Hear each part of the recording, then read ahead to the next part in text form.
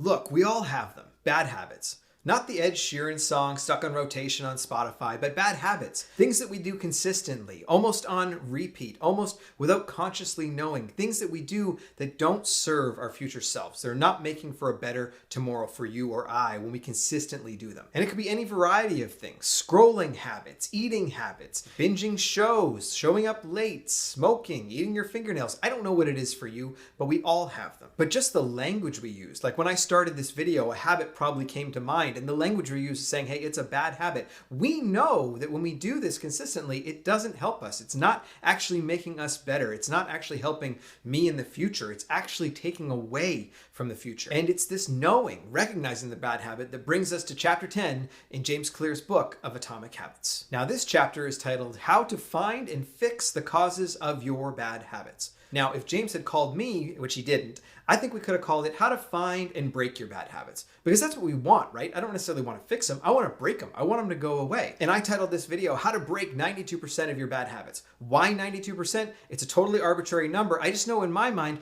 there's like a percentage of habits that kind of relate to what James talks about in this chapter. And then there's some that are just because I'm lazy. Maybe that's just me, but maybe it's you too, where it's just like, I just need to get up and do something different. So most of our habits, 92%, are driven by core motives, core ideas like food, shelter, conserving energy, status, loyalty, respect. These are our motives at our core. They're there to help us survive. And how we've addressed them has changed very much over time. Some we address with good habits and some we address with bad. And somewhere along the lines, we've allowed our brains to get confused from these core motivations of things like, hey, I need food, I need shelter, I'm looking for love, I'm looking for respect, loyalty, status, all of these things. Instead of them being a part of our core and a part of our survival, now we're actually meeting those needs with fitting feelings and actually things that end up hurting us in the long run. So while the motives inherently in and of themselves aren't bad, the way that we're meeting and serving them could be either good or bad. And to really understand this, we really have to understand, what causes us to move. Even our tiniest actions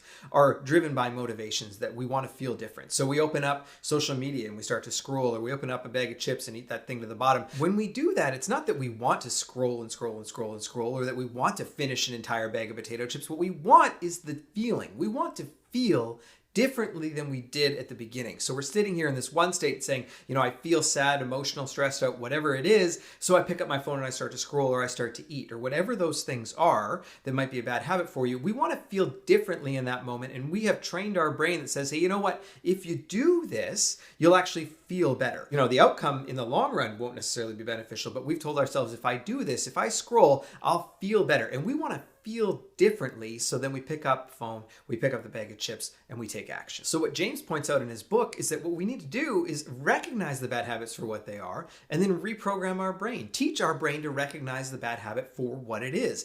Not the positive feeling in the moment, but actually the negative in the long run. So what does that look like? I heard one speaker approach it this way, where he said, approach your bad habit not as if you're trying to quit or it's good or bad, but actually try and approach it like a scientist. Become very curious as you engage in the bad habit.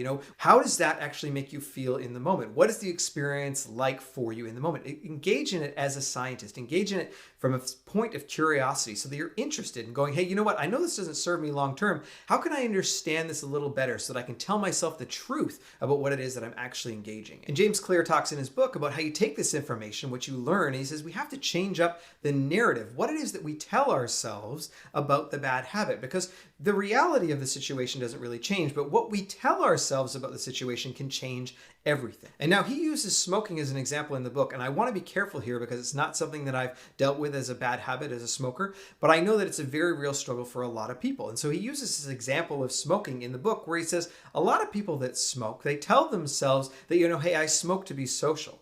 But we know that's not true. Inherently, you know that, right? You know a lot of people that don't smoke, and they're perfectly fine in social settings. Or we say, I smoke to calm my nerves. But we know science has proven that smoking doesn't actually calm your nerves, it actually deadens them over time. You know this. So the exercise that James proposes is to take what it is that you do and then get it so clear in your mind that you're actually going to lose nothing when you walk away from that bad habit, that you actually are going to benefit so much more. You're actually going to create more freedom, more health, more opportunity in your life when you walk away from the bad habit. But it has to become so ingrained in who you are. At first, you're just going to come up with a phrase that you're able to say over and over again, saying, you know what, I'm going to become this better person. This is going to open up these opportunities in my life. But it has to become not just something you memorize. It has to come into your subconscious so that you understand it, as a part of who you are. And now you might say, hey, Jason, that sounds challenging. It sounds like a lot of work.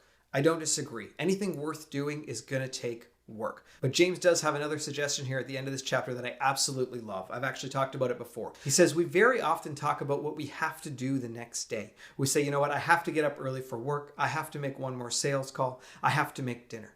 He says, just by making a very simple change of phrase from have to get to, we get to change everything about our day and the way that we look at it. When we change the phrasing of I have to go to work to I get to go to work, I have to make a sales call to I get to make a sales call, I have to make dinner to I get to make dinner. Everything around that phrase changes. The way that you respond to it, the way that your brain responds to it, the way that you're going to be more excited to engage in that activity because you're thankful for the job. You're thankful for the opportunity to reach out and connect with people. You're thankful for the food on your table and the food that's been provided to you and the opportunity to feed your family. It shifts everything. I know for myself, when I make that shift of saying, hey, you know, I have to do this to I get to do this, I immediately go from a place of lack to a place of gratitude. And I think you could argue that if you're shifting your mindset from a place of lack to a place of gratitude, that would be shifting from one bad habit to a good one. Have a great day.